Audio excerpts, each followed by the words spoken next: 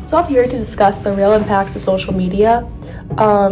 Social media is everywhere nowadays. It's used for practically everything.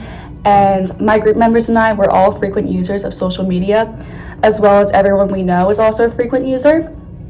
According to Paul Morin, 90% of 18 to 29-year-olds are frequent users of social media.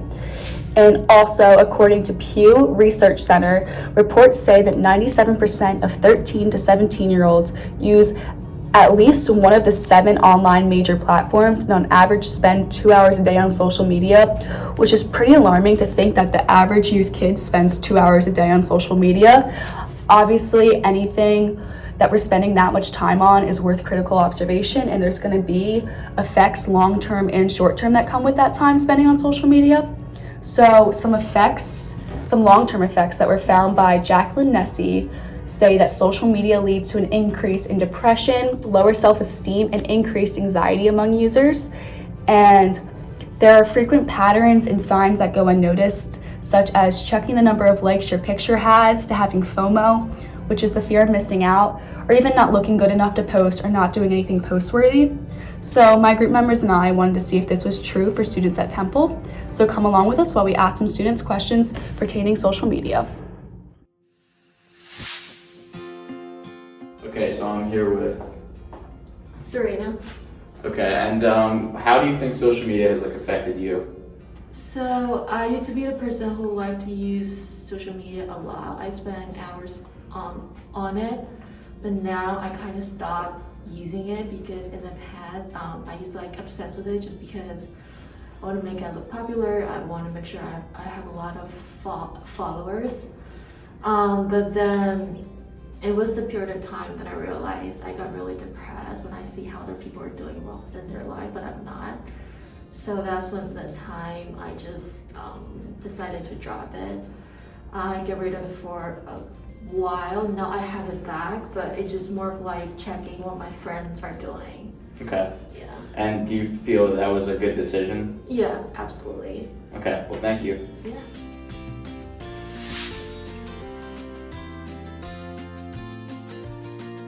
Hello, I am here with Morgan Page.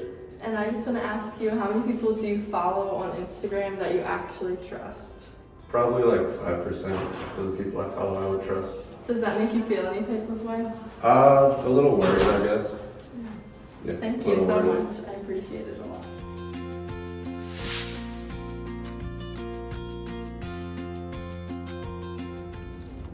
So what's your name? Juliana. And have you ever experienced FOMO before? Yes, I have. It happened my 11th grade prom. I was deathly ill, and I had to go home and watch everyone on social media have fun while I was at home alone on prom. Oh wow, I'm sorry.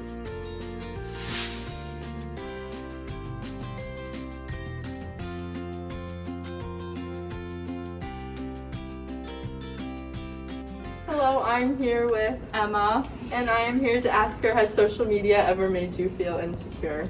Yes, it has. I feel like at some point everyone has felt insecure because of social media. I think the app is really designed to make people feel insecure, so definitely has. What app do you? Instagram, mostly, yeah.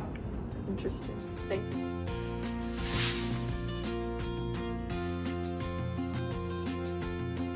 Alright, so I'm here with Luca Cadis. and what are your average daily hours on your phone?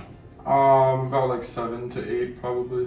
Okay, and like what social media platforms do you usually use? TikTok, Snapchat, Instagram, Depop, YouTube. I mean, those are like the main apps, Wow, yeah, okay, well thank you. of course.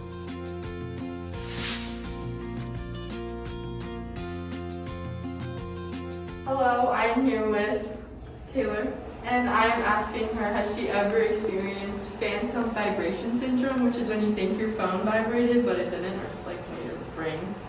Yeah, of course. Like, especially if you're waiting on like an important text or like email, checking that all the time. So yeah, I can say that definitely I've experienced that.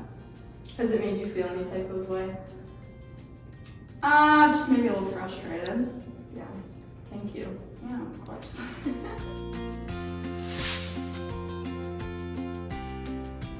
All right, so I'm here with, Matt.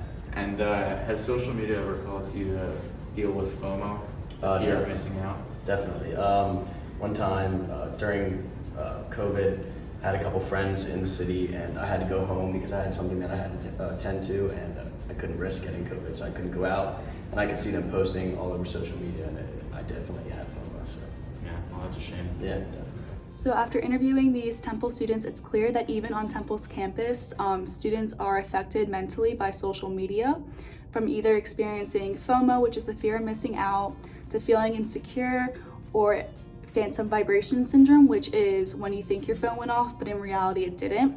Another thing that we were aware of after interviewing these students was the amount of time students actually spend on social media. It's really scary. Some students spend up to 8 hours a day. Even though we might not notice now, social media is affecting us as we speak and will keep affecting us for as long as we use it. So this is not to say to stop using social media. This is kind of just to bring awareness to the effects it really does have.